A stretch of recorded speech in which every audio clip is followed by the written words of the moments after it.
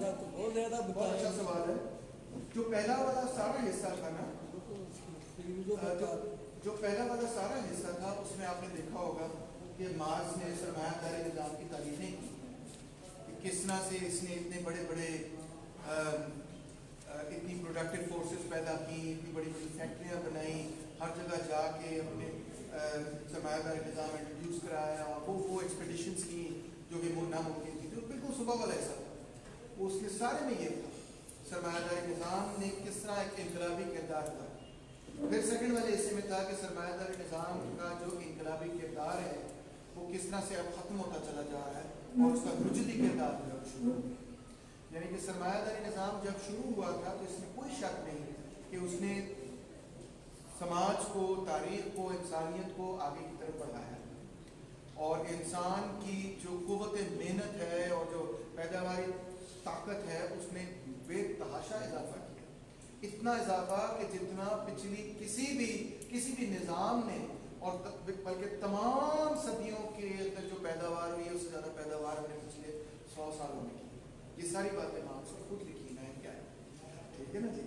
اب سوال یہ پیدا ہوتا ہے کہ مزدور کسان پارٹی کا یا مزدور کسان پارٹی کے کارکنوں کا، کیونکہ مزدور کسان پارٹی کمیونسٹ پارٹی ہے، اس کا پرولتاریہ سے کیا تعلق ہے، کمیونسٹوں کا پرولتاریہ سے کیا تعلق ہے. ہر مزدور کمیونسٹ نہیں ہوتا، ہر کمیونسٹ مزدور نہیں ہوتا، تو پھر آپس میں دونوں کا کیا تعلق ہے. ویسے بھی مجموعی پرولتاریہ سے کمیونسٹوں کا کیا تعلق ہے. کمیونسٹ مزدور طبقے کی دوسری پارٹیوں کے خلاف کوئی الگ پارٹی نہیں بنا، یعنی کہ ٹریڈ یونین سے علیحدہ کوئی انہوں نے اپنا کوئی اس سے علیحدہ چیز نہیں بنائی، اسی کے اندر جانا. ویسے مجموعی پرولتاری طبقے کے مفاد کے سوا اور اس سے جدا ان کا کوئی مفاد نہیں. کمیونسٹوں کا مفاد یہی ہے کہ مزدور طبقے کا مفاد جو ہے وہ پورا ہو. وہ اپنے جداگانہ فرقے پر فرقہ پرور اصول قائم نہیں کرتے جس سے مزدور تحریک کو کوئی خاص شکل دی جائے اور کسی خاص سانچے میں ڈھالا جائے. جو ورکنگ کلاس موومنٹ ہے مزدور طبقے کی اپنی تحریک ہے، اسی کے اندر مزدور کمیونسٹوں میں شامل ہے. کمیونسٹوں کا امتیاز مزدور طبقے کی دوسری پارٹیوں سے صرف یہ ہے کہ ایک مختلف ملکوں کے مزدوروں کی قومی جدوجہد میں وہ بلا امتیاز قومیت پوری مزدور طبقے کی مشترکہ مفادات پر زور دیتے اور ان کو نمایاں کرتے ہیں. یعنی وہ کسی ایک قوم کی نمائندگی نہیں کرتے، بلکہ مزدور طبقہ جس بھی قوم سے تعلق رکھتا ہو ان تمام قوموں کی اور مزدور طبقے کے اجتماعی مفادات ہیں ان کا تحفظ کرتے ہیں. نمبر 2، بورژوا طبقے کے خلاف مزدور طبقے کی جدوجہد اپنی نشوونما کی جن مرحلوں سے گزرتی ہے ان میں وہ ہر جگہ اور ہمیشہ بحیثیت پوری تحریک کے مفادات کے ترجمان کرتے ہیں. یعنی کہ وہ کسی پرولتاریہ کے ایک حصے کی نمائندگی کرنا نہیں ان کا فرض یہ ہے کہ پرولتاریہ کی جو تاریخی مفادات اوور آل فلسفی ہے اس کی نمائندگی کرنا. یہ بڑی امپورٹنٹ بات ہے کیونکہ پرولتاریہ خود ایک پروسیس سے ڈیولپ ہو رہی ہے، تو وہ کوئی کمیونسٹ لیول پہ نہیں، اور کسی ایک لیول پہ وہ ہو سکتا ہے کہ کمیونسٹوں سے تھوڑا مختلف ہی سوچتی ہو.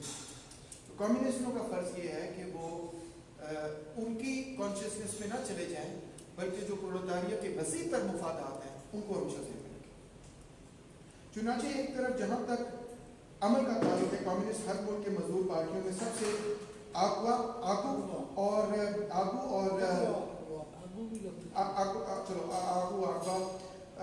اور ثابت قدم دستہ ہیں. وہ دستہ جو ہمیشہ اوروں کو آگے بڑھاتا چلتا ہے. اور دوسری طرف جہاں تک نظریے کا تعلق ہے، عام مزدوروں پر ان کو فوقیت یہ ہے کہ وہ مزدور تحریک کا آگے بڑھنے کا راستہ پہچانتے ہیں، اس کے حالات اور آخری عام نتیجوں کو اچھی طرح سمجھتے ہیں. کیوں سمجھتے ہیں؟ اس لیے تو نہیں سمجھتے کہ وہ مزدور ہیں، مگر اس لیے سمجھتے ہیں کیونکہ انہوں نے تاریخ کا تجزیہ کیا ہے، فلسفے کو سمجھا ہے، معیشت کو سمجھا ہے. کمیونسٹوں کا فوری مقصد وہی ہے جو مزدوروں کی سب ہی دوسری پارٹیوں کا، یعنی کہ مزدوروں کا ایک طبقہ بنے، بورژوا طبقے کا غلبہ ختم کیا جائے اور پرولتاریہ سیاسی اقتدار پر قبضہ کرے. Very simple. The constitution of the working class as a class، marks کہتا ہے انگریزی میں کہ طبقہ جو اپنے آپ کو طبقہ سمجھے تو صحیح نا، وہ یہ تو نہ سمجھے کہ میں پنجابی ہوں، میں سندھی ہوں، میں مسلمان ہوں، میں دیوبندی ہوں. وہ سمجھے میں مزدور ہوں اور مزدوروں کے مفادات کا تحفظ کرنا میرا فرض ہے. کمیونسٹوں کے نظریاتی نتیجہ ہرگز کسی ایسے خیالات یا اصولوں پر مبنی نہیں ہے جنہیں کسی عالمگیر اصلاح کا خواب دیکھنے والے مسئلے نے کھوج نکالا ہو یا جو اس کے دماغ کی اپج ہوں. یعنی کہ ہم کمیونسٹوں کا یہ فرض نہیں ہے کہ وہ کسی ایبسٹریکٹ فلسافیکل پرنسپل سے شروع کریں کہ جھوٹ بولنا بڑی بری چیز ہے، پھر وہ تحریک اس بنیاد پہ بنائیں. کسی اخلاقی اصول کی بنیاد پہ وہ تحریک کو اکٹھا کریں. یہ بڑی منفرد بات ہے یہ بات کہنا، کیونکہ ہمارے یہاں بائیں بازوں میں یہی ہم سمجھتے ہیں کہ کامریڈ تو وہی ہے جو سچ بولتا ہے، یا کامریڈ تو وہی ہے جو ایسے کرتا ہے، کامریڈ تو وہی ہے جو ایسے کپڑے پہنتا ہے. یعنی اخلاقی پرتوں کو سیاسی پرتوں پر ترجیح اکثر حاصل ہوتی ہے ہمارے بائیں بازوں کے. اگرچہ مارکس کے لیے یہ حقیقت نہیں ہے. مارکس کہہ رہا ہے کہ آپ نے دیکھنا یہ کہ تاریخ کا بھاؤ کس طرف جا رہا ہے اور کس طرح سے اس میں جو مزدور تحریک کردار ادا کری اس کو کس طرح سے ایکسلریٹ کرنا ہے. یہ بیسک کام ہے. اس کا یہ مطلب ہی نہیں ہے کہ جھوٹ بولنا شروع کر دو. اس کا صرف مطلب یہ ہے کہ اس کے اصولوں کی بنیاد کوئی ایبسٹریکٹ ہسٹوریکل پرنسپل نہیں ہے. بہت بڑے بڑے لفظ یوز کیے میں نے انگریزی کے.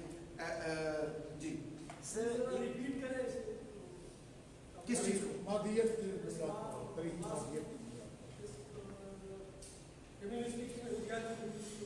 مسئلے نے کھوج نکالا ہو یا اس کے دماغ کے اوپر.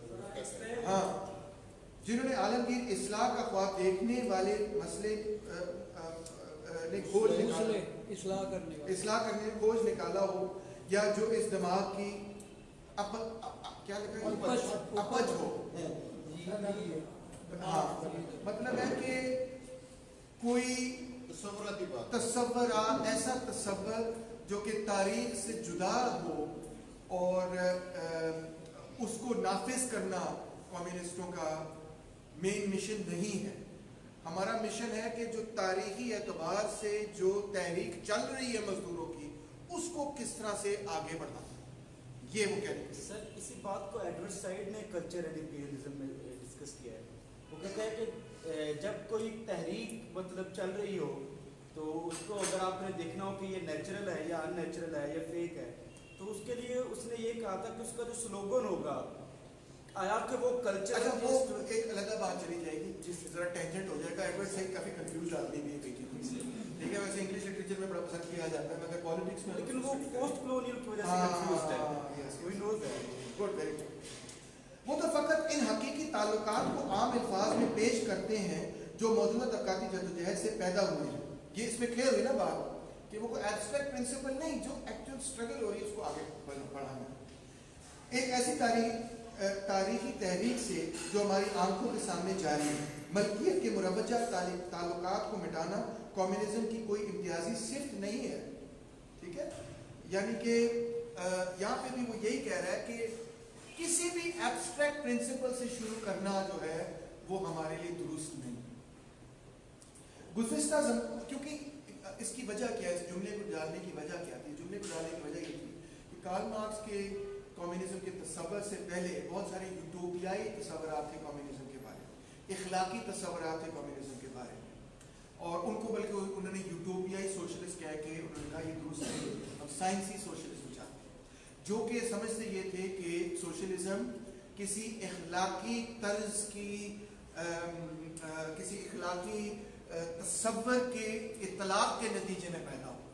اس تصور سے نکل کر آپ نے سائنٹیفک سوشلزم کی طرف آنا ہے کہ جو موجودہ تحریک چل رہی ہے مزدوروں کی اس کو کس طرح سے ہم نے بہتر انداز میں آگے پہنچانا. اوکے جی. گزشتہ زمانے میں تاریخی حالات کے بدلنے پر ملکیت کے سارے تعلقات میں برابر تاریخی رد و بدل ہوتا رہا ہے. مثلا انقلاب فرانس نے برجوا ملکیت کے حق میں جاگیردارانہ ملکیت کو مٹا دیا.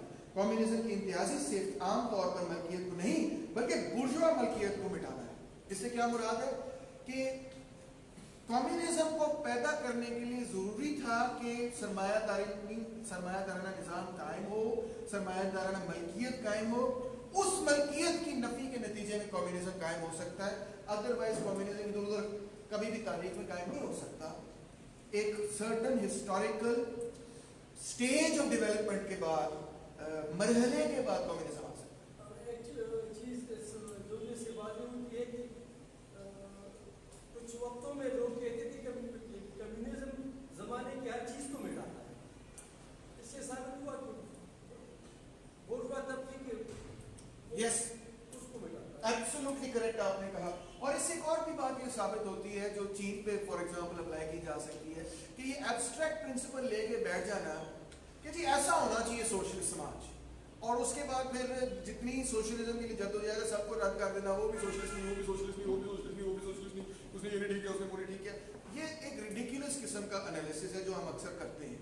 देखना ये है कि मजदूर तबका जो है वो किस तरह से तब्दील हो रहा है, किस तरह से उसकी पॉलिटिकल, इकोनॉमिक, सोशल डेवलपमेंट वगैरह हो रही है, हिस्टोरिकल डेवलपमेंट हो रही है, इसको देखना सबसे अहम है मकसद। लेकिन जदीद बुर्जुआ ज़ाती मलकियत माल को पैदा करने और तसर्रुफ में लाने के इस निज़ाम का आखिरी और सबसे मुकम्मल इजहार है। यानी कि प्रॉपर्टी का जो आखिरी इजहार है, सबसे नहज पर जो पहुंचाता है, वो बुर्जुआ मलकियत है। प्रॉपर्टी बड़ी देर से है, मलकियत जो है, मलकियती निज़ाम कई रहे हैं, इंसान खुद आफ्टर ऑल मलकियत था किसी ज़माने में। अब मलकियती निज़ामों का भी एक इर्तिका हुई है, और इर्तिका करके सरमायादारी निज़ाम उसकी आखिरी शक्ल है, क्योंकि इसमें मलकियत जो है वो बिल्कुल ही निजी बन चुकी है। पुरानी मलकियत होती थी जो पूरी कबीले की मलकियत भी हुआ करती थी, ठीक है ना, वो कबीले की मलकियत है, वो निजी तो नहीं है, किसी फर्द की नहीं है। तो आहिस्ता आहिस्ता मलकियत सुकड़ते बिल्कुल निजी मलकियत तक पहुंच गई, जो कि सरमायादाराना मलकियत हो सकती है। लेकिन जदीद बुर्जुआ ज़ाती मलकियत माल को पैदा करने और तसर्रुफ में लाने के इस निज़ाम का आखिरी और सबसे मुकम्मल इजहार है, जो तबकाती इख्तलाफात और चंद लोगों के हाथों अक्सरियत के इस्तेसाल पर मबनी है। इस्तेसाली निज़ामों का सबसे वेल डेवलप्ड ये जो तारीखी तौर पे नहज पर पहुँचाने वाली जो निज़ाम है वो सरमायादारी निज़ाम है। इन मानों में कहा जा सकता है कि कम्युनिस्टों का नज़रिया मुख्तसर लफ्ज़ों में ज़ाती मलकियत को मिटाना है, यानी कि सरमायादाराना मलकियत को मिटाना है। अब यहाँ पे भी जो तर्जमा किया गया उसमें ज़ाती मलकियत को इस्तेमाल किया गया है, मगर पाकिस्तान में जो तर्जमा करते हैं कहते हैं निजी मलकियत, वो जो ज़्यादा दुरुस्त तर्जमा है कि और निजी मलकियत भी ज़राए पैदावार, आपके कपड़े को हमने आपकी ज़ाती मलकियत रहेगी, उसको हमने नेशनलाइज नहीं करना, हमने बड़ी फैक्ट्रियों, मिलों वगैरह और ज़मीनों की को इज्तिमाई मलकियत में लेने की बात हो रही है। क्या आमतौर पर मिल्कियत तो नहीं बल्कि बोर्जुआ मिल्कियत को मिटाना है। हाँ, और यहाँ निजी मिल्कियत वो को मिटाना है। क्योंकि वो कह ही रहा है कि बुर्जुआ मलकियत कह ही रहा है कि बुर्जुआ मलकियत ही निजी मलकियत है, समझे ना। जो दूसरी मलकियत थी वो निजी नहीं थी ना, वो कबायली मलकियत जो है वो निजी मलकियत तो नहीं है, वो तो कबीले की मलकियत है। कबीला जो था ना वो बेसिकली कबीला जो था ना वो ये था बेसिकली कि जो लोग एक दूसरे से किसी ना किसी हवाले से खून का रिश्ता रखते थे वो एक कबीला होगा, खान एक बड़ा खानदान वो कबीला था।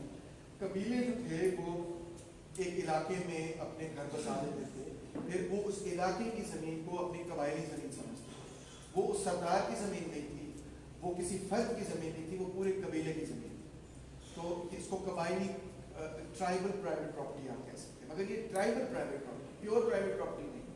फिर आहिस्ता आहिस्ता तारीख में भी, उससे पहले अगर हम चले जाएं, इससे भी पहले चले जाएं तो प्रॉपर्टी थी नहीं, फिर पहली प्रॉपर्टीज बनी, फिर इंसान को प्रॉपर्टी बनाया गया, जिस तरह रोम और ग्रीस के अंदर हुआ। फिर उसके बाद फ्यूडल प्रॉपर्टी आई। अब फ्यूडल प्रॉपर्टी में जो फ़र्क है वो ये है, और कैपिटलिस्ट प्रॉपर्टी में जो फ़र्क है वो ये है कि जो ज़मीन है उसके साथ किसान भी उस ज़मीन का हिस्सा है। कैपिटलिस्ट प्रॉपर्टी में ये जब सरमायादारी निज़ाम आया तो जो सर्फ था, जो किसान था, जो ज़मीन के साथ बंधा हुआ था, उसको सबसे पहला कदम ये था कि ज़मीन से लेना, اس کا حق سمجھا جاتا تھا کہ یہ تو پنڈ زمینوں میں ہمیشہ رہے ہیں, یہ پنڈ نہیں آپ علیحدہ کر سکتے. اب انہوں نے یہ کہا نہ یہ زمین میری ہے. سرمایہ دار جب بنا اس نے کہا یہ زمین میری, میں نے خرید لی, اب یہاں پہ اگر تم نے کام کرنا تو تم نے میری تنخواہ پہ کام کرنا. پہلے وہ اسی زمین پہ رہتا تھا, اس کا گھر وہاں پہ تھا, وہ وہیں پہ محنت مزدوری کرتا تھا, محنت مزدوری کر کے وہ رینٹ دیتے تھے. اب اس نے فیوڈلزم میں کسان نے رینٹ دینا ہے پیداوار کر کے. کیپٹلزم میں کیپٹلسٹ نے اس کو اجرت پہ رکھنا ہے, پھر وہ پیداوار کرے گا, اور اس کو کرنے کے لیے اس کو پہلے زمین سے بے دخل کرنا ضروری تھا. تو یہ موومنٹ تھی جس کو کہتے ہیں انکلوژر موومنٹ. جب زمین کو انکلوز کیا گیا اور یہ کہا گیا کہ آپ لوگ زمین پہ نہیں رہ سکتے, یہ بہت بڑی تحریک تھی. سرمایہ داری نظام شروع ہی اس سے, یہ بہت بڑا فرق ہے. سوال, یہ رینٹ کی شکل کیا ہوتی ہے؟ یہ پیداوار کا حصہ ہوتا ہے یا پیسہ ہوتا ہے؟ پہلے پیداوار کا حصہ تھا, مینلی فیوڈلزم میں پیداوار کا حصہ ہی تھا, پیسہ نہیں.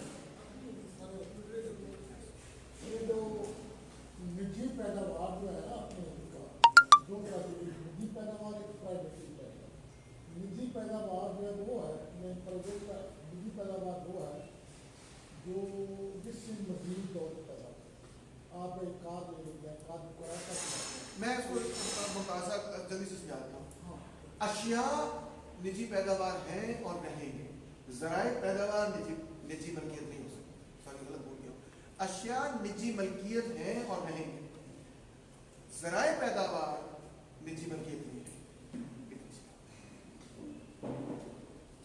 آگے چلتے ہیں جی.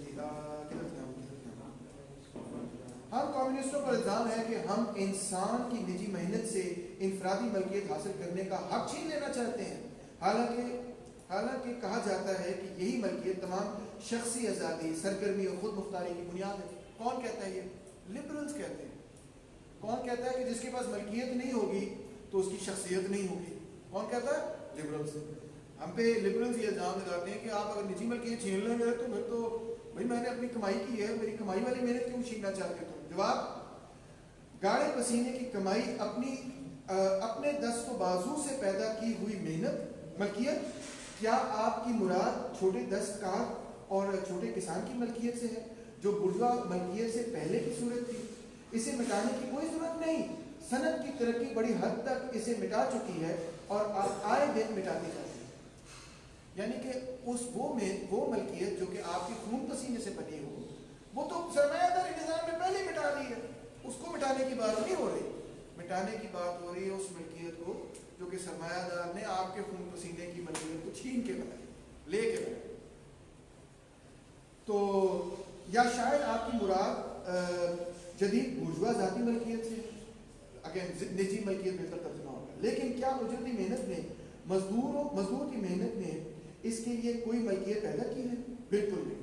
اس سے صرف سرمایہ پیدا ہوتا ہے, اور یہ وہ ملکیت ہے جو اجرتی محنت کا استحصال کرتی ہے, اور جس کے بڑھنے کی واحد شرط یہ ہے کہ مزید استحصال کے لیے برابر اجرتی محنت مہیا ہوتی ہے.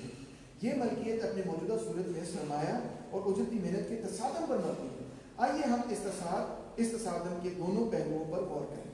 تو جو محنت آپ کر رہے ہیں وہ اس سے تو آپ کی ملکیت پیدا ہی نہیں ہو رہی, اس سے تو سرمایہ پیدا ہو رہا ہے. اور ہم بات کر رہے ہیں سرمایہ کو اجتماعی کنٹرول میں لینے کی. سرمایہ دار ہونے کا مطلب پیداوار میں محض ذاتی نہیں بلکہ سماجی حیثیت کا مالک ہونا ہے. ایک طرف ذاتی میں وہ اس کی ذاتی ملکیت کی, دوسری طرف وہ سماج جو چیز پیدا کر رہا ہے اس کے اوپر اس کا کنٹرول ہے. یعنی کہ صرف جو میں نے چیز پیدا کی اس پہ کنٹرول نہیں ہے, جو دوسرے پیدا کر رہے ہیں اس پہ بھی میرا کنٹرول ہے. سرمایہ اجتماعی پیداوار ہے اور بہت سے آدمیوں کی متحدہ کوششوں سے, بلکہ آخر تک نگاہ دوڑائیں تو سماج کی تمام ممبروں کی متحد کوشش سے ہی اسے حرکت میں لایا جا سکتا ہے. سرمایہ جو ہے وہ کسی فرد کا پیدا کردہ رشتہ نہیں, چیز نہیں, بلکہ سوسائٹی کو پورے کو ایک طرح سے ایک خاص انداز سے اسٹرکچر ہونا پڑتا ہے, جس کے نتیجے میں سرمایہ داری نظام پیدا ہوتا ہے, جو کہ برٹش نے آگے یہاں پہ کیا. تو لہٰذا سرمایہ بذات خود کسی فرد نے نہ پیدا کیا ہے, چند فردوں نے بھی نہیں پیدا کیا, بلکہ پوری سوسائٹی کی پیداوار ہے. اس لیے सरमाया कोई शख्सी नहीं बल्कि समाजी ताकत है। लिहाजा सरमाए को जब मुश्तरका मलकियत यानी समाज के तमाम मेंबरों की मलकियत बनाया जाता है तो इससे इनफरादी मलकियत समाजी मलकियत में नहीं बदलती, सिर्फ मलकियत की समाजी हैसियत बदल जाती है, इसकी तबकाती हैसियत खत्म हो जाती है। यानी सरमाया तो असल में अगर उसको देखें वो ये कह रहा है कि अगरचे सरमायादारों के कंट्रोल में, मगर सरमाए को बनाने में एक्चुअली पूरी सोसाइटी ने किरदार था, सबका किरदार था सरमाया बनाने। जो बैंकों में सरमाया पड़ा हुआ है वो सरमायादार की मलकियत तो है, मगर उसको बनाने में सब पूरे समाज का एक किरदार है। उस किरदार के बगैर वो सरमाया बन ही नहीं सकता। और जब हम ये कहते हैं कि वो सरमाया किसी की निजी मलकियत नहीं होना चाहिए, सरमायादारों की निजी मलकियत नहीं होना चाहिए, बल्कि कौम की दौलत है, वो कौमी मलकियत होनी चाहिए, वो कौम की दौलत होनी चाहिए, तो हम सिर्फ उसमें यही कह रहे हैं कि उसकी जो असल हैसियत है उसको समझा जाए, उसको पहचाना जाए कि ये सारी कौम की मुश्तरका मेहनत के नतीजे में सरमाया पैदा हुआ है। तो फिर ये किसी छोटे से तबके की इजारादारी क्यों? ये असल में बात की है, ये आर्गुमेंट दी जा रही है। उजरती मेहनत की औसत कीमत कम से कम उजरत ही है और इसमें नाम नफका की सिर्फ इतनी ही मिकदार शामिल है जो मजदूर को मजदूर बनाकर किसी तरह जिंदा रखने के लिए कतई जरूरी हो। तो यानी कि उजरत को जो मेहनत का उसको उजरत मिल रही है, उजरती मेहनत मिल रही है, वो सिर्फ इतनी है कि उसको जिंदा रखने के लिए और उसकी ट्रेनिंग वगैरह के लिए काफी है। चुनांचे उजरत पर काम करने वाला मजदूर अपनी मेहनत के जरिए जो कुछ तसर्रुफ में लाता है वो महज इसे जिंदा रखने के लिए ही काफी होता है। हमारा ये मंशा हरगिज नहीं है कि मेहनत की पैदावार को जाती तसर्रुफ में लाने का ये सिलसिला बंद कर दें। इस तसर्रुफ का मकसद जिंदगी को कायम रखना है और इसमें फाजिल कुछ बचता ही नहीं जिसके बल पर दूसरों की मेहनत काबू में लाई जा सके।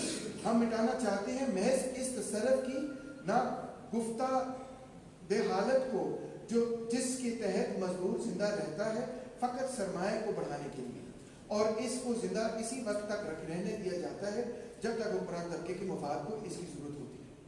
हम उस सूरत को तब्दील करना चाहते हैं जिसके नतीजे में मजदूर को सिर्फ इस हद तक ही जिंदा रहने की मोहलत दी जाती है कि वो सरमायादार के लिए काम करे और उसके लिए मुनाफा पाए।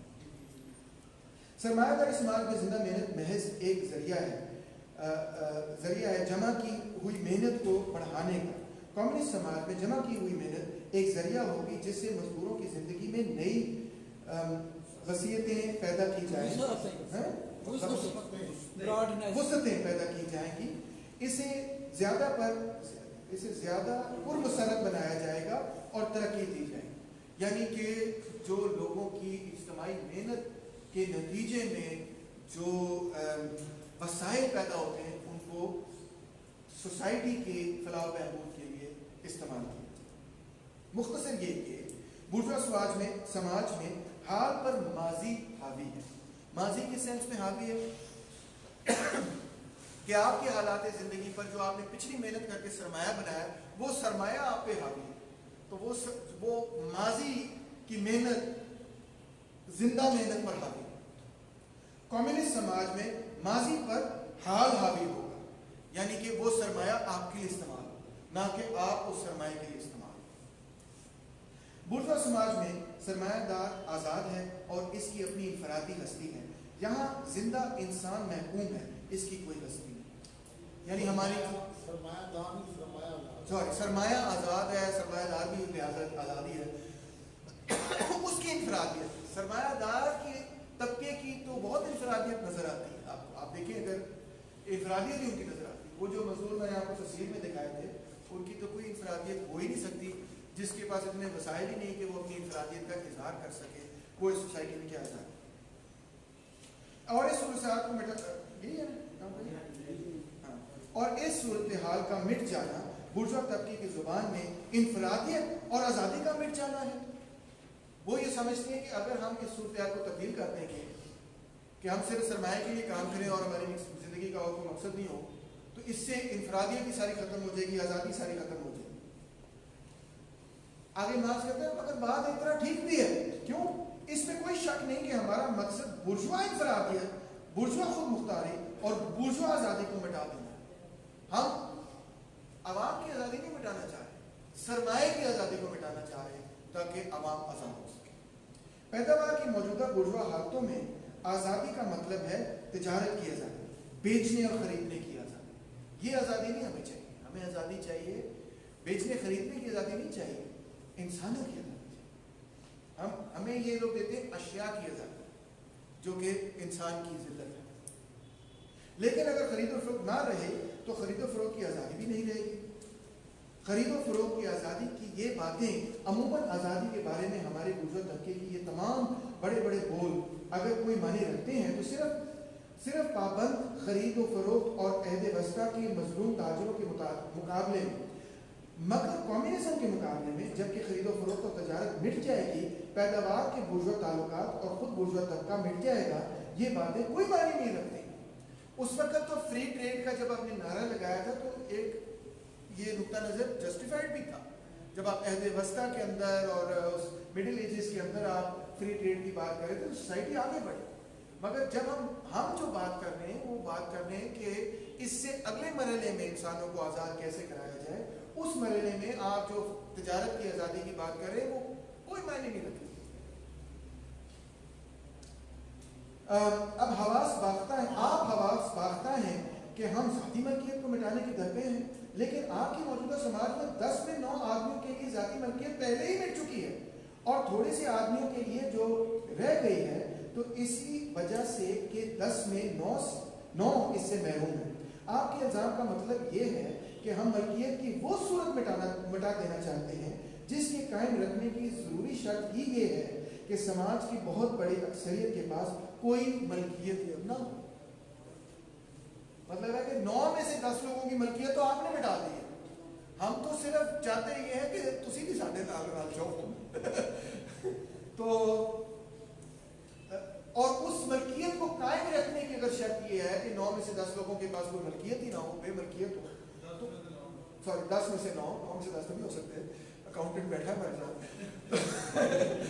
تو اس کیفیت کو چینج کرنا ہے. مختصر یہ کہ آپ کو شکایت یہ ہے کہ ہم آپ کی ملکیت مٹا دینا چاہتے ہیں، بجائے ہمارا بالکل یہی ارادہ ہے. ہمارا ارادہ ہے سرمایہ دارانہ ملکیت کو ختم کرنا، نہ کہ کسی کی نجی ملکیت کو ختم کرنا، کسی کی کپڑوں کو نیشنلائز کر دینا، کسی کی ذاتی ملکیت دینا. جس دن سے محنت کو سرمایہ زر یا لگان میں نہیں بدلا جا سکے گا، جس دن سے محنت کو سرمایہ زر یا لگان میں نہیں بدلا جا سکے گا، اسے ایسی سماجی قوت کی شکل نہیں دی جا سکے گی جسے کوئی اپنا اجارہ بنا سکے. یعنی جس دن سے انفرادی ملکیت بورژوا ملکیت میں سرمایہ میں تبدیل نہیں ہو سکے گی، اس دن سے آپ کا خیال ہے انفرادیت ناپید ہو جائے گی. آپ کا خیال ہے کہ جس دن ہمارے مزدوروں کا استحصال ختم ہو جائے گا اس دن آپ کہتے ہیں انڈیویجویلٹی ختم ہو جائے گی. اس دن تو انڈیویجویلٹی شروع ہو، مزدوروں کی انڈیویجویلٹی، سماج کے اندر رہنے والے عام جمہور کی انڈیویجویلٹی. پھر تو آپ کو یہ بھی ماننا پڑے گا کہ فرد سے آپ کا مطلب ہر شخص نہیں، صرف بورژوا ہے، درمیانی طبقے کا صاحب جائیداد شخص، اور بلا شبہ اس شخص کو ختم کر دینا چاہیے. یعنی کہ اس کا مطلب یہ ہے کہ آپ گن بھی نہیں رہے ان لوگوں کو جن کی انفرادیت کو آپ کی سرمایہ داری نظام نے کچل ڈالا ہے. ان کو تو آپ شخص ہی نہیں مانتے، کیونکہ اگر آپ کہہ رہے ہیں کہ شخصی انفرادیت ختم ہو جائے گی جب سرمایہ ختم ہو جائے گا، تو اس کا مطلب ہے کہ جن لوگوں کے پاس سرمایہ نہیں ان کے پاس تو شخصی انفرادیت نہیں ہے. جب آپ سے سرمایہ چھن جائے گا تو آپ کہیں گے کہ ہماری شخصی انفرادیت ختم ہو گئی. اس کا مطلب ہے کہ آپ صرف اپنے آپ کو شخص مان رہے ہیں، ان کو شخص مان ہی نہیں رہے جن سے پہلے ہی آپ نے سرمایہ بھی چھین لی، انفرادیت بھی چھین لی، ان کی آزادی بھی چھین لی. سماج کی پیداوار کو اپنے تصرف میں لانے کے حق سے کمیونزم کسی انسان کو محروم نہیں کرتا. یہ انسان کو صرف اس اختیار سے محروم کرنا چاہتا ہے جس کی بدولت وہ اس تصرف کے ذریعے دوسرے کی محنت کو اپنا غلام بناتا ہے. کسی کی فریڈم کو کمیونزم نہیں ٹیک اوور کر رہا، صرف اس فریڈم کو ٹیک اوور کو ختم کر رہا ہے جس کے نتیجے میں ایک انسان دوسرے انسان کا استحصال کرے. एक्सप्लॉयटेशन के खिलाफ एतराज किया जाता है कि ज़ाती मलकियत के मिटते ही सारा काम काज बंद हो जाएगा और हर आदमी पर काहली सवार हो जाएगी, हर आदमी काहिल हो जाएगा, कोई काम ही नहीं करेगा। लो जी सरमाया हो गया तो काम कौन कौन करेगा। अच्छा जी, इस एतबार से तो बुर्जुआ समाज को महज काहली के हाथों आज से बहुत पहले फना के घाट उतर जाना चाहिए था, क्योंकि इस समाज में जो लोग काम करते हैं उन्हें कुछ नहीं मिलता और जो मिलता है वो काम नहीं करते। कितनी खूबसूरत बात। एक जुमले में ऐसा जवाब दिया मुंह तोड़ कि अगर तो आप ये कहते हैं कि सरमाया के छिन जाने से काहली पैदा हो जाएगी, इंसेंटिव नहीं रहेगा, कहते हैं ना इकोनॉमिक्स में, वो काम ही नहीं करेगा, तो फिर तो इसका मतलब है कैपिटलिस्ट सोसाइटी को बहुत पहले तबाह हो जाना चाहिए था, क्योंकि जो काम करते हैं उनको तो कुछ मिलता नहीं है, जो सारा कुछ खा जाते हैं वो काम भी कोई नहीं करते। अब तो तारीखी तजर्बा भी है ना, रशिया में जो है लोग काम नहीं करते थे जब सोशलिज्म था, वहाँ सब काम करते थे। चाइना आज कर भी रहे हैं। ये एतराज इसी बात के दूसरे लफ्जों में दोहराता है कि सरमाया नहीं रहेगा तो उजरती मेहनत भी नहीं रहेगी। दुरुस्त बात है कि जब सरमाया नहीं होगा तो उजरती मेहनत खत्म हो जाएगी, उजरती मेहनत खत्म होगी तो इंसान का इस्तेसाल खत्म हो जाएगा, इसमें तो कोई बुरी बात नहीं। मादी पैदावार के कम्युनिस्ट तरीका पैदाइश और तसरफ के खिलाफ ये तमाम एतराज़ात इसी तरह से जहनी पैदावार की कम्युनिस्ट तरीका पैदाइश और तसरफ के खिलाफ पेश किए गए हैं। बुर्जुआ की नज़र में जिस तरह तबकाती मलकियत का मिटना सिरे से पैदावार का मिट जाना है, इसी तरह तबकाती तहजीब का मिट जाना इनके ख्याल में सारी तहजीब का मिट जाना है। इस क्लास सोसाइटी के नतीजे में जो कल्चर पैदा होता है उस कल्चर का खात्मा हम चाहते हैं, क्योंकि ये सारा कल्चर जो है ये तो मजदूर के इस्तेसाल पर बुनियाद रखता है और इसका जो तबकाती पहलू है जो मजदूरों के इस्तेसाल को कायम रखता है उसको हम खत्म करना चाहते हैं, कोई मसला नहीं उसको खत्म करना। वो तहजीब जिसके मिटने पर वो आंसू बहाते हैं इंसान की बहुत बड़ी अक्सरियत को महज मशीन की तरह हरकत करना सिखाती है। क्या तहजीब, आप किस तहजीब की बात कर रहे हैं? वो तहजीब जो ये सिखाती है कि गरीबों का इस्तेसाल किया जाए, उनको मशीनों की तरह इस्तेमाल किया जाए, ये किस तहजीब की आप बात कर रहे हैं? उस तहजीब का हमें कुछ नहीं, उससे कुछ नहीं लेना है, उसको तबाही पहुंचना है। बुर्जुआ मलकियत को मिटाने की हमारी तजवीज़ को अगर आप आज़ादी, तहजीब, कानून वगैरह के बुर्जुआ तसव्वुरात की कसौटी पर परखना चाहते हैं तो हमसे बहस में उलझने की ज़रूरत नहीं। अगर तो आपने पहले ही आज़ादी का तस्वर यही रखना है कि जहाँ सरमाया आज़ादी है वही आज़ाद समाज है, तो फिर तो आपसे बहस बेकार है, क्योंकि आपका हमारी डेफिनेशन ही जो है वो यकसा नहीं है। आपके ख्यालात बजाय खुद बुर्जुआ पैदावार और बुर्जुआ मलकियत के ताल्लुकात का नतीजा है।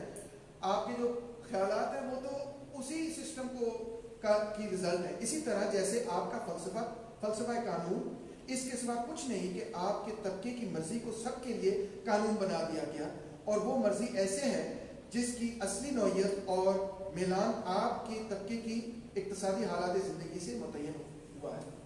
जो आपका कानून है वो पूरे का पूरा कानून बुनियादी तौर पे उस मलकियती निज़ाम को कायम रखने की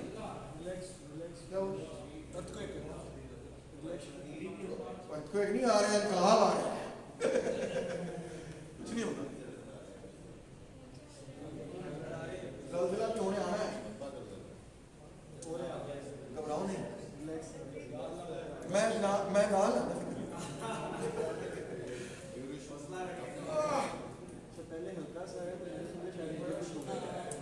देखिए। अब आप कह सकते हैं अब आप कह सकते हैं पाकिस्तान मजदूर किसान पार्टी ने मार्क्सिस्ट स्कूल किया, ज़ल्ज़ला आ गया।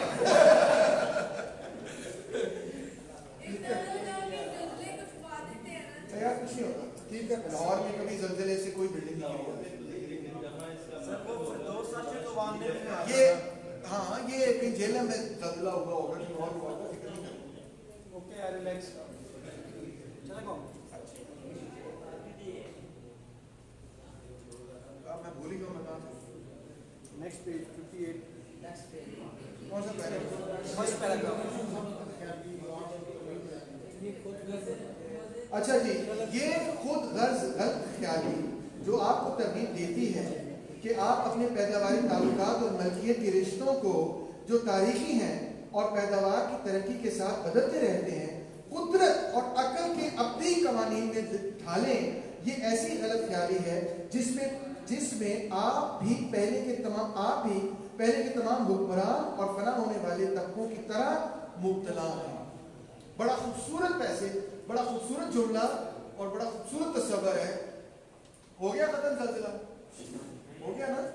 کون ایسے توجہ دی؟ آفٹر شاک۔ بڑا خوبصورت سینٹینس اور تصور ہے کہ تمام حکمران طبقے یہ سمجھتے آئے ہیں کہ جو ان کا جو نظام ہے، اس نظام کی جو بنیاد ہے وہ کیا کہنا چاہیے، عقل اور ابدی قوانین ہیں اور ہمیشہ تھے اور ہمیشہ رہے۔ یہ ایک غلط فہمی ہے۔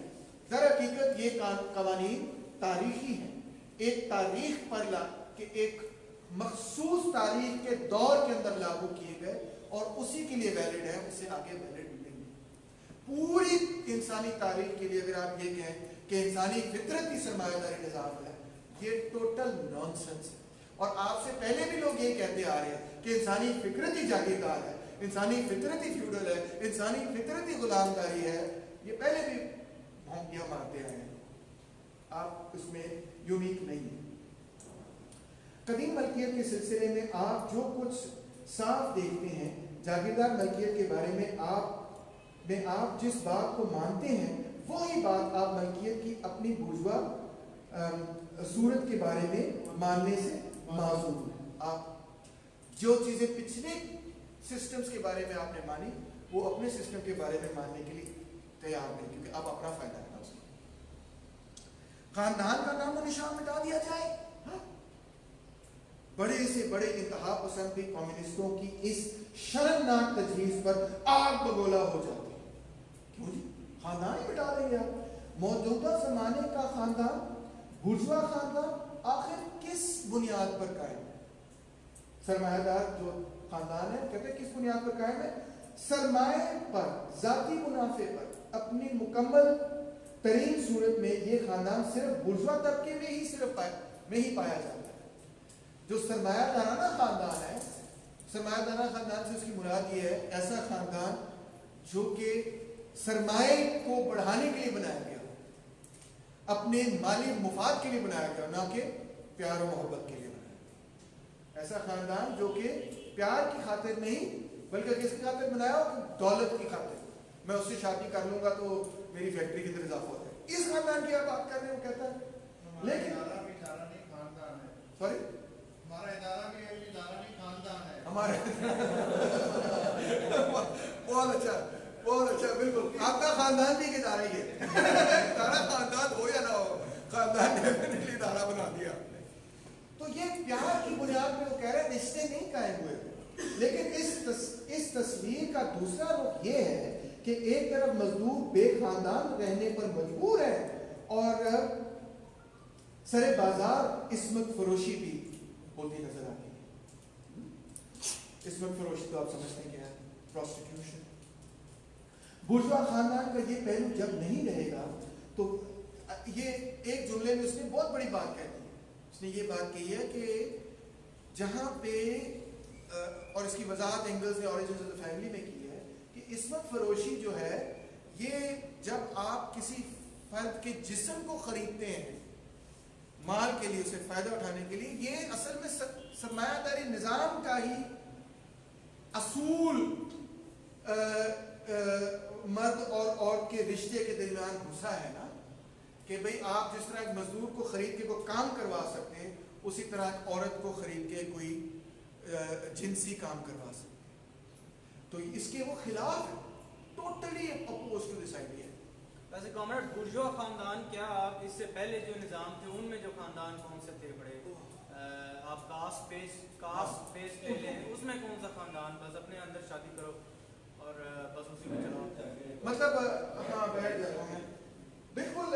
In fact origins of the family میں اینگلز بڑی خوبصورت بات کہتا ہے وہ یہ کہتا ہے کہ یہ جو تمام استحصالی نظام تھے نا، ملکیتی نظام تھے، ان ملکیتی نظاموں میں جو ملکیتی طبقہ تھا وہ شادی کرتا ہی اس مقصد کے لیے تھا کہ اس کی ملکیت میں اضافہ ہو، اور جب ملکیتی نظام ختم ہو جائے گا تو شادی ملکیت کی وجہ سے نہیں ہوگی، ایک وجہ سے ہوگی، اور وہ ہے پیار. اور یہ اصل بنیاد ہونی چاہیے ایک شادی کے رشتے، جینون لو. تو سرمایہ داری نظام جو ہے وہ ایک طرح سے آپ یہ کہیں کہ جس طرح وارث شاہ کہتے ہیں نا وارث شاہ کہتے ہیں نا ہیل میں کہ مطلب اس کا جو سبق ہے وہ یہی ہے نا کہ ذات، برادری، ملکیت کو کے تحفظ کے لیے پھر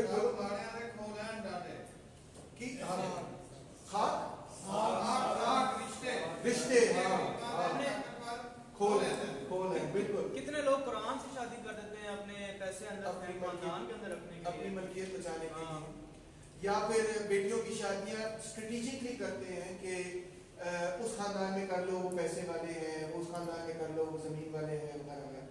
تو یہ ان ینگ لوگوں کے ساتھ، ان نوجوانوں کے ساتھ ایک قسم کی ظلم و زیادتی ہے کہ وہ جن لوگوں سے پیار کرتے ہیں ان لوگوں سے رشتہ نہیں بنا سکتے، بلکہ ملکیت کے اضافے کے لیے رشتے کا خاندان قائم کرتے ہیں. اور اسی کے خلاف یہ جو ہیر رانجھا اور سسی پنو اور مرزا صاحبہ اور سونی ماہیوال وغیرہ اسی کی مخالفت ہے کہ جہاں پہ مفاد کی خاطر رشتے پیدا ہوں تو وہ پیار اور عشق کی سوچ کی مخالفت ہے. اور عصمت فروشی بھی ہے. بورژوا خاندان کا یہ پہلو جب نہیں رہے گا تو وہ خاندان اپنے آپ مٹ جائے گا، وہ اپنے آپ ہی مٹ جائے گا، اور سرمایہ کے مٹتے ہی دونوں مٹ جائیں گے. سرمایہ بھی مٹ جائے گا اور سرمایہ دارانہ بنیاد پہ جو خاندان بنائے جاتے ہیں وہ مٹ جائے گا. اس کا یہ مطلب نہیں کہ لوگوں کی شادیاں منسوخ ہو جائیں گی، اس کا یہ مطلب ہے کہ لوگ مزید مفادات کی بنیاد پہ شادی نہیں کریں گے. کیا آپ کا الزام یہ ہے کہ ہم ماں باپ کو اپنے بچوں کے استحصال سے روکنا چاہتے ہیں؟ ہم اپنا یہ جرم مانتے ہیں. اب ویسے تو ہم بڑا یہ سوچتے ہیں کہ ماں باپ کس طرح بچوں کا استحصال کر سکتے ہیں، مگر ماں باپ بھی بچوں کا یہی استحصال کر رہے ہیں نا کہ زبردستی ادھر شادی کرا دو ادھر شادی کرا دو. کیوں؟ بچے کی نہیں سوچنا یہ کہ میرے مال پہ اضافہ ہو. ایک کمرہ ٹائروں کی دکان میں بچوں کو لگایا ہوتا ہے، وہ تو چائلڈ لیبر ہے نا، وہ اور چیز ہے، مگر کیونکہ وہ اس کنٹینیوٹی میں آ رہا ہے اباؤٹ میرج اینڈ لو، اس میں یہ بھی شامل. انفیکٹ وہ اینگلز آریجنز آف فیملی میں بڑے سخت لفظ سے سوال کرتا ہے. وہ کہتا ہے کبھی کبھار ماں باپ اپنے بچوں کو پروسٹیٹیوٹ کر رہے ہیں، اتنے سخت لفظ اپنے مال کو بڑھانے کے لیے، اور یہ ان کا استحصال ہے، ان کے ساتھ ظلم ہے. لیکن آپ کہیں گے کہ ہم سب سے قابل احترام رشتوں کو برباد کرنے کے درپے ہیں کیونکہ ہم گھریلو تعلیم کی جگہ سماجی تعلیم جاری کرنا چاہتے ہیں. اس زمانے میں اب تو یہ ہو ہی گیا نا، اس زمانے میں ماں باپ جو ہیں وہ گھر پہ تعلیم دیا کرتے تھے. تو اب مارکس یہ کہہ رہا ہے کہ نہیں، ان کو اسکولوں میں بھیجو، گھر پہ یہ ڈومیسٹک تعلیم نہیں، وہ تو کرو ہی مگر اسکولوں میں بھی بھیجو. اور آپ کی تعلیم کیا وہ بھی سماجی نہیں؟ کیا وہ بھی ان سماجی حالات سے متعین نہیں ہوتی جن میں آپ وہ تعلیم دیتے ہیں؟ کیا اس میں بھی اسکول وغیرہ کے ذریعے سماج کی براہ راست یا بالواسطہ دست اندازی نہیں ہوتی، مداخلت نہیں ہوتی؟ تعلیم میں سماج کی مداخلت کمیونسٹوں نے ایجاد نہیں کی، وہ صرف اس مداخلت کی نوعیت کو بدلنا اور تعلیم کو حکمران طبقے کے اثر سے آزاد کرنا چاہتے ہیں. ہم تعلیم میں چاہتے ہیں کہ جو طبقاتی پہلو ہے اس کو ختم ہو جائے. خاندان اور تعلیم کے بارے میں، ماں باپ اور بچوں کے مقدس رشتے کے بارے میں بورژوا شور غوغا اسی قدر نفرت انگیز ہو جاتا ہے جس قدر جدید صنعت کے اثر سے مزدوروں میں تمام خاندانی بندھن ٹوٹتے جاتے ہیں اور ان کے بچے تجارت کی جنس اور محنت کا اوزار بنتے جاتے ہیں. یعنی کہ ایک طرف تو مزدوروں کے خاندان تباہ و برباد ٹوٹتے چلے جا رہے ہیں، ان کے بچے جو ہیں ایکسپلائٹ ہو رہے ہیں. اب یہاں پہ وہ یہ بات کر رہا ہے. اور دوسری طرف کیا نام ہے آپ باتیں کر رہے ہیں خاندان کے مقدس رشتوں کی. آپ کے نظام کے نتیجے میں جو مزدوروں کے خاندان ہے وہ تو پاورٹی کی وجہ سے تباہ برباد ہو رہے ہیں. مجھے خیال آتا ہے مثال طور پر امریکہ میں جب میں تھا تو میں نے دیکھا جو ہوملیس لوگ تھے تو اکثر و بیشتر وہ اپنے خاندانوں سے بھی ٹوٹے ہوئے تھے اور پوری طرح سے اس وجہ سے ڈپریشن اور الکوہولزم کا شکار تھے کیونکہ اپنے خاندانوں سے چھوٹ جانا اور خاندانوں کے غریب گھروں میں خاندانوں کے ٹوٹنے کی سب سے بڑی وجہ یہ ہے کہ پیسے پہ لڑائی ہو جائے, حالات خراب ہو جائیں گے, پیسے پہ لڑائی ہو جائے گی, بچوں کی چیزیں نہیں, یہ کرنا ہے وہ کرنا ہے, کام کیوں نہیں کیتا ہے وہ نہیں کیتا وغیرہ لوگ شروع ہو گئے. لیکن پورا بورژوا ایک آواز سے چیخ اٹھتا ہے, سارے سرمایہ دار ایک آواز سے چیخ اٹھتے ہیں کہ تم کمیونسٹ کو عورت کی بھی پورا ہمارا بول بھائی تھوڑا سا غلط ہے پارا, عورتوں کو بھی سانجے کی ملکیت بنا دو گے, عورتوں کو بھی سانجی ملکیت بنا دو گے, عورتوں کو بھی کمیونٹی کی ملکیت بنا دو گے, کمیونٹی آف ویمن کا لفظ انگریزی میں استعمال کیا گیا. بورژوا کی نظر میں اس کی بیوی کی حیثیت بھی پیداوار کی ایک آلے کی سے زیادہ نہیں.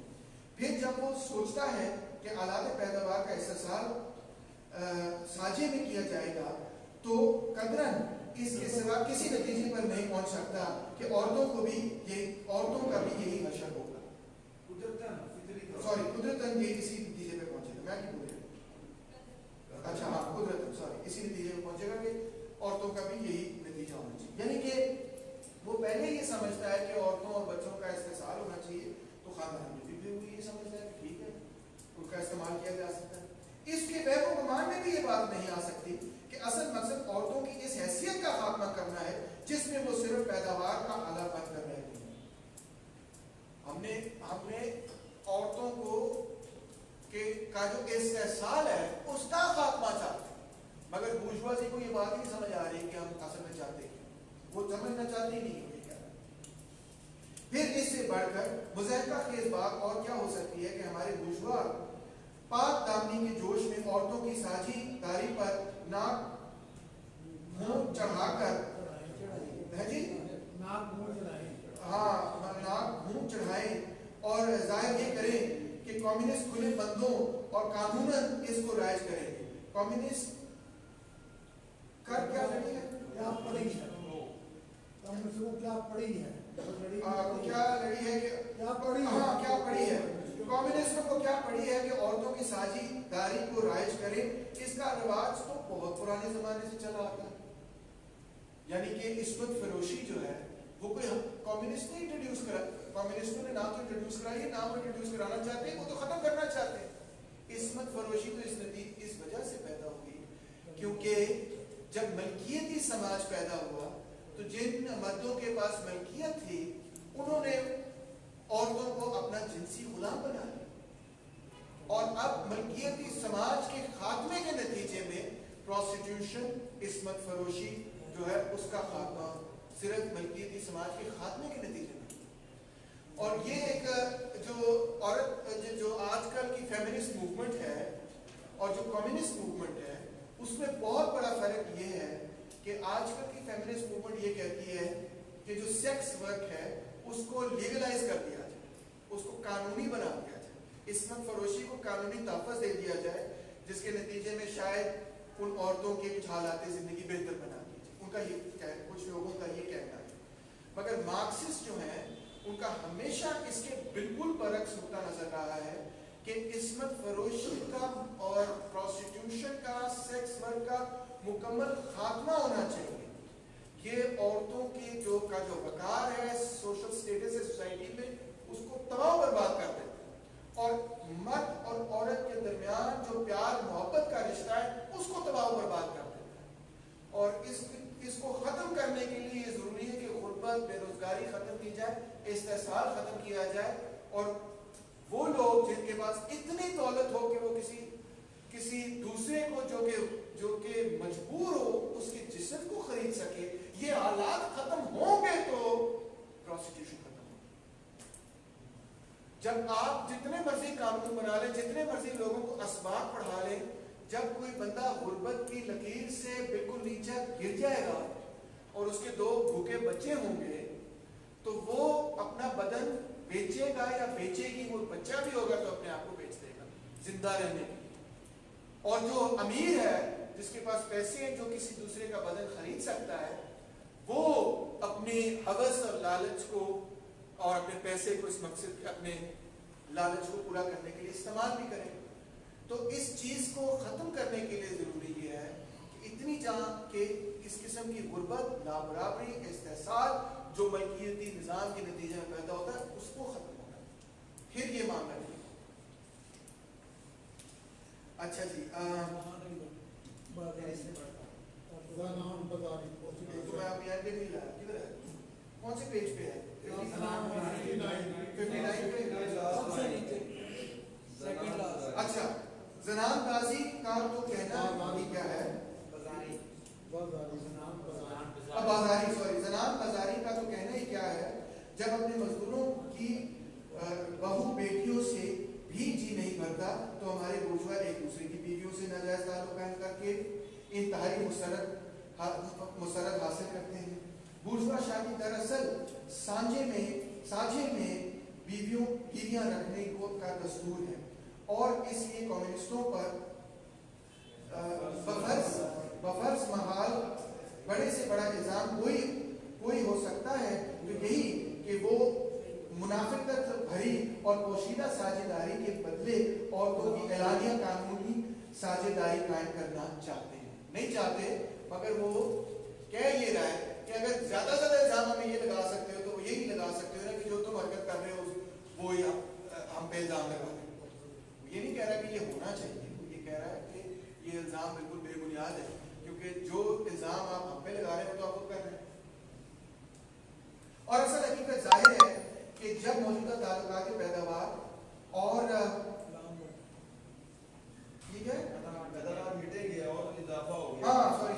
تعلقات پیداوار ملیں گے تو اس کے ساتھ عورتوں کے سانچے میں رکھنے کا دستور یعنی بازاری یا خانگی عصمت فروشی بھی جو ان تعلقات کا نتیجہ ہے مٹ جائے۔ کلیئر ہوگی نا بات؟ کسی کو اگر شک تھا اس چیز پہ تو ذہن سے اب نکل جانا چاہیے کہ ملکیتی سماج کے خاتمے کے نتیجے میں ہی عصمت فروشی کا خاتمہ ہو۔ پھر کمیونسٹوں پر ایک الزام یہ ہے کہ وہ وطن اور قومیت کو مٹا دینا چاہتے ہیں۔ یہاں پر تو اکثر لگتا ہے یہ وطن دشمن ہے، مزدوروں کا کوئی وطن نہیں ہے۔ پھر پڑھ کے سناتا ہوں اور سنو۔ پھر کمیونسٹوں پر ایک الزام یہ ہے کہ وہ وطن اور قومیت مٹا دینا چاہتے ہیں، مزدوروں کا کوئی وطن نہیں، اور جو ان کے پاس ہے نہیں اسے کون چھین سکتا ہے؟ جو ہے ہی نہیں مزدوروں کے پاس، وہ مزدوروں سے چھینا نہیں جا سکتا۔ مزدوروں کا کوئی وطن نہیں، آپ سے آپ کی پنجابیت نہیں چھینی جا سکتی، سندھی سے اس کی سندھیت نہیں چھینی جا سکتی۔ سندھی ہونے سے پہلے مزدور ہے، اس کا کوئی وطن نہیں۔ سمجھے؟ بہت امپورٹنٹ بات ہے، نیشنلسٹ کی فکرہ پڑھ کے بڑے خوش ہو جاتے ہیں۔ مزدور طبقے کو چونکہ سب سے پہلے سیاسی اقتدار حاصل کرنا ہے، ترقی کر کے قوم کا عراوت طبقہ بننا ہے، بلکہ خود قوم بننا ہے، اس لیے اس حد تک وہ خود قومی ہے، مگر اس لفظ کا وہ مفہوم نہیں جو بورژوا سمجھتے ہیں۔ اپنی ریاست میں اس نے سب سے پہلے اقتدار حاصل کرنا ہے، تو یہ تو بات درست ہے، اس میں کوئی شک نہیں۔ تو اس سینس میں اس کی ایک نیشنل سٹرگل ہے، پورے پاکستان کے اندر جتنے لوگ رہتے ہیں ان کی ایک نیشنل سٹرگل اقتدار کے لیے، مگر وہ نیشنلسٹ سٹرگل نہیں ہے جس طرح سے بورژوازی سمجھتی ہے۔ بورژوا طبقے کی نشو و نما، تجارت کی آزادی، عالمگیر منڈی، طریقہ پیداوار اور اس سے متعلقہ حالات زندگی دونوں کی یکسانیت روز برس قومی امتیاز اور اختلافات کو مٹاتی جاتی ہے۔ قومیت کے اختلافات کو گلوبلائزیشن مٹا رہی ہے۔ پرولتاریہ کا اقتدار قائم ہونے پر وہ اور تیزی سے مٹنے لگیں گے۔ پرولتاریہ کی آزادی کی پہلی شرط یہ ہے کہ کم از کم تمام ترقی یافتہ مہذب ملک ساتھ مل کر قدم اٹھائیں۔ ٹھیک ہے جی؟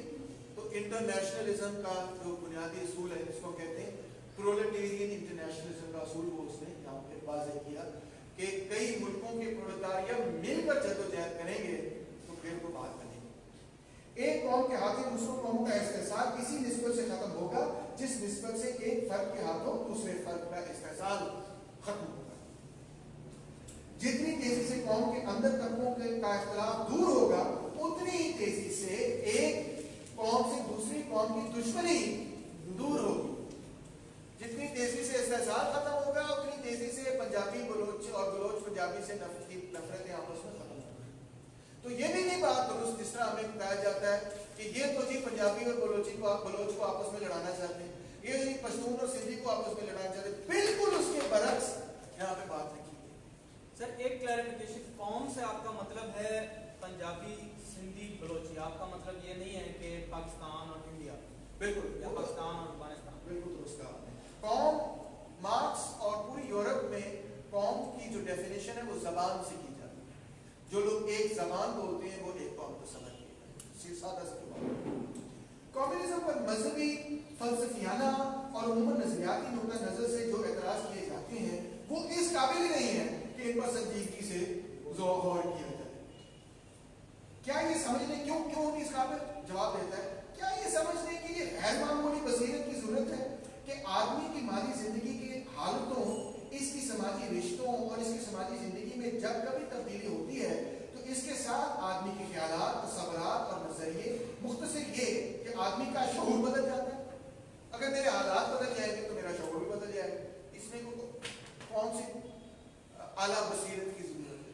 यही हम बात कर रहे हैं कि मटीरियल कंडीशंस, मादी हालात जैसे सोसाइटी की तब्दील होते हैं वैसे ही उनकी फिक्र, उनके तसव्वुरात भी तब्दील होते हैं और उनके तसव्वुरात उनके मादी हालात के साथ जुड़े हैं।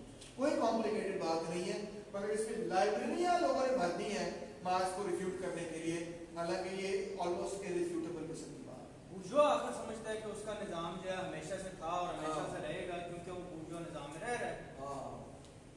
ख्यालात की तारीख ने इसके सिवा और साबित ही क्या किया है कि जिस निस्बत से माली पैदावार में तब्दीली होती है, इसी निस्बत से जहनी पैदावार की नोयत भी बदलती है। हर अहद में फरमान रवाई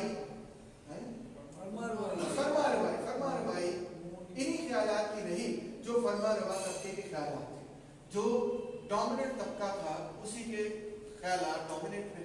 जिस तरह अभी इमरान ने कहा कि सरमायादार तबका जहाँ पे काबिज है उसी के ख्यालात भी काबिज है।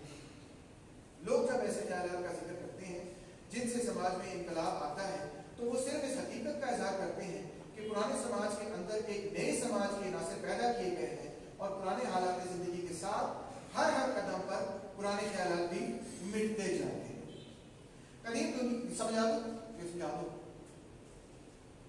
कदीम दुनिया जब आखिरी हिचकियां ले रही थी, इस वक्त कदीम मजहबों पर ईसाइयत ने गलबा पा लिया। ईसाइयत का गलबा पाना, नए ख्यालात का गलबा पाना, नए तर्ज पैदावार के गलबे के साथ जुड़ा हुआ। और 18वीं सदी में जब अकली ख्यालात के सामने ईसाई ख्यालात ने आधार रख दिए, अकली ख्यालात से मतलब है रैशनलिज्म, रैशनलिस्ट फिलोसफी के सामने, एनलाइटनमेंट के सामने जब चर्च हार गई तो इस वक्त जागीरदार समाज अपने जमाने के इनकलाबी बुर्जुआ तबके से जिंदगी की बाजी हार चुका है। यानी कि वहां का फ्यूडल तबका जब हार गया और रैशनलिज्म तो सरमायादारों के हाथों, तो यही एनलाइटनमेंट और रैशनलिज्म फलसफा चर्च के ऊपर हावी हो। जब चर्च जीत गया पुराने ख्यालात थे तो वो फ्यूडलिज्म की पैदावार थी। यानी कि जिस तरह से किसी सोसाइटी की जो गालिब तस्वुरात हैं वो तब्दील होते हैं, तो उसकी तब्दीली के पीछे असल हकीकत ये है कि उसकी पूरी मईशत, उसकी पूरी सियासत, उसके पूरे इंसानी ताल्लुकात में एक बहुत बड़ी इनकलाब है। मजहबी आज़ादी और ज़मीन की आज़ादी की ये ख्यालात सिर्फ ये जाहिर कर रहे थे कि इल्म की दुनिया में आज़ाद मुकाबले का राज कायम हो चुका है।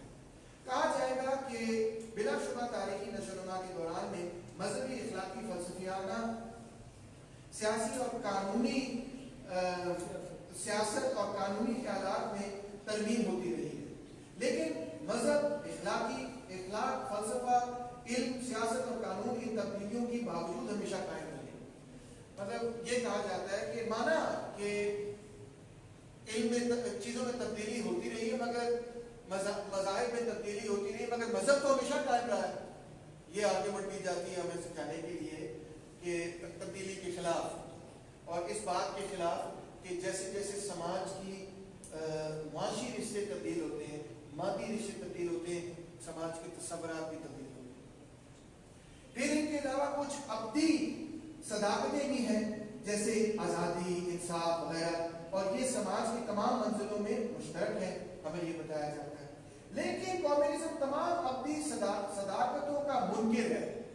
ये हमें कहा जाता है कि आप तो किसी भी सदाकत को कबूल ही नहीं करते जो कि अब्दी है। वो सिरे से मजहब और इखलाक को मिटा देता है, ये नहीं कि इन्हें किसी नई बुनियाद पर मुरतब करता हो। और इसलिए कम्युनिज्म तमाम पिछले तारीखी तजर्बे के खिलाफ कदम उठा रहा है, ये में कहा जाता है। जवाब क्या है? इस इल्जाम के मायने क्या है? तमाम पिछले समाज की तारीखी तबकाती इख्तलाफात की नशोनुमा की तारीख है। इन इख्तलाफात ने मुख्तलिफ ज़मानों में मुख्तलिफ सूरतें इख्तियार की, यानी कि जो नजरियाती बहसें पिछले ज़मानों के अंदर होती आई हैं, वो बहसें दर हकीकत मुख्तलिफ तबकात के मुफादात की अक्कासी करती हैं। ये हमारा पॉइंट ऑफ व्यू है, ये हम आपको बात समझा है। लेकिन इनकी सूरत कुछ भी रही हो, एक खसूसियत तमाम पिछली सदियों में मुश्तरक रही, और वो है समाज के एक हिस्से के हाथों दूसरे का इस्तेहसाल। जितने भी मज़ाहिब आए और गए, फलसफे आए और गए, अखलाकी फलसफियाना ख्यालात आए और गए, एक हकीकत हमेशा कायम रही तारीख पिछले 10,000 साल में, और वो ये थी कि एक समाज के एक हिस्से ने दूसरे हिस्से का इस्तेहसाल किया। चुनांचे कोई हैरत की बात नहीं कि पिछली सदियों का समाजी शऊर अपनी रंगारंगी और गुआगोई के बावजूद बाज मुश्तरक सूरतों शऊर की सूरतों में इर्तिका करता रहा है, और ये इस वक्त तक पूरी तरह नहीं मिट सकती जब तक कि खुद तबकाती इख्तलाफात बिल्कुल दूर ना हो जाए। यानी कि क्योंकि पिछले 10,000 साल से इस्तेहसाल कायम रहा है, इसलिए राइजुल वक्त जो ख्यालात रहे हैं वो एक फ्रेमवर्क के अंदर ही घूमते रहे। क्या फ्रेमवर्क? एक ऐसा फ्रेमवर्क जो कि मिल्कियत को चैलेंज ना करे, जो कि बुनियादी तौर पे इस्तेहसाल की शक्लें तब्दील कर दे, मगर इस्तेहसाल को चैलेंज ना करे। इसलिए वो फिलोसॉफिकल डिस्कशंस महदूद रही है। अगरचे ऐसे फिलोसोफर्स पहले भी आए हैं जिन्होंने मल्कियत को चैलेंज किया है। मिसाल के तौर पे कार्ल मार्क्स जो है वो जीसस क्राइस्ट को कम्युनिस्ट कहते हैं, कम्युनिस्ट की सफर करते हैं। ये आपको शायद बात नहीं पता, मगर उनकी तहरीर में ये लिखा। मगर क्रिश्चियनिटी को बहसीयत मजमूई समझते हैं कि वो एक जागीरदारी फ्रेमवर्क के अंदर उसका तहफ़्फ़ुज़ कर रही, जागीरदारी निज़ाम का तहफ़्फ़ुज़ कर रही, कैथोलिसिज्म जागीरदारी निज़ाम का तहफ़्फ़ुज़ कर रही। ठीक है ना? स्पार्टिकस ने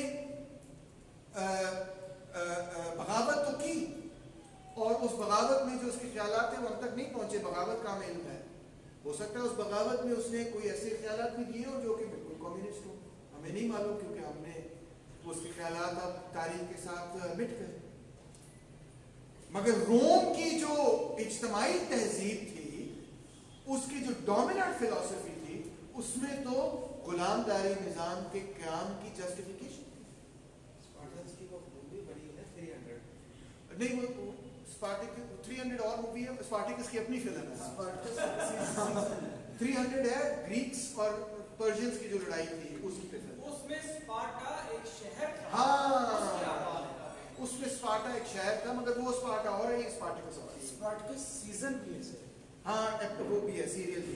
अच्छा, समझिए कि मैं क्या कह रहा हूँ, या मार्क्स क्या कह रहा है, कि जो बड़ी बड़ी फिलोसॉफिकल डिबेट्स हुई हैं वो एक महदूद फ्रेमवर्क के अंदर हुई है, जिसके नतीजे में उस महदूद फ्रेमवर्क के अंदर उनके आपस के अंदर एक कंसिस्टेंसी मिलती है, एक तसलसल भी मिलता है, कुछ मुश्तरक बातें नजर आती हैं, मगर वो जो मुश्तरक बातें हैं जो नजर आती हैं उनकी मुश्तरक होने की बुनियादी वजह ये नहीं है कि अपनी एतबार से वो मुश्तरक हैं, बल्कि उनकी मुश्तरक होने की असल वजह यह है कि वो मुख्तलिफ फिलॉसफीज जो है एक ऐसे निज़ामों पर बुनियाद रखती थी जिन निज़ामों के दरमियान कुछ मुश्तरक था। और उन निज़ामों के दरमियान क्या मुश्तरक था कि वो तमाम इस्तेहसाली निज़ाम। इसलिए उन्होंने जो फिलॉसफीज जनरेट की वो फिलॉसफीज के दरमियान जो आपको मुश्तरक चीज़ें नज़र आ रही हैं, कॉमन चीज़ें नज़र आ रही हैं, वो एक्चुअली उनके नीचे जो निज़ाम है वो कॉमन चीज़ें। सर वो फिलिप लार्किन भी कहता है ना कि now Christianity is supporting to capitalism, therefore now religion is failed to save humanity. अच्छी दिलचस्प बात है। अच्छा सो लेकिन इनकी किधर कम है?